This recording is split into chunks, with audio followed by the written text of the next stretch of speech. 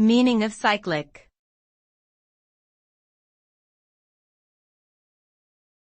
Cyclic.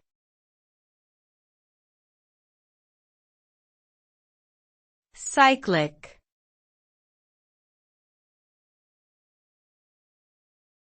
Cyclic.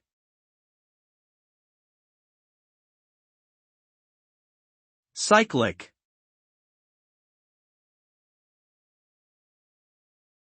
The term cyclic refers to something that occurs in a cycle or pattern, repeating itself over and over again.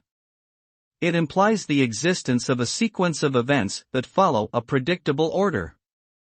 Cyclic phenomena can be found in nature, such as the changing of seasons, the movement of planets in the solar system, or the growth and decay of ecosystems. In mathematics, cyclic groups are those that satisfy certain axioms related to symmetry and periodicity. Overall, the concept of cyclic emphasizes the idea of recurrence, continuity, and regularity.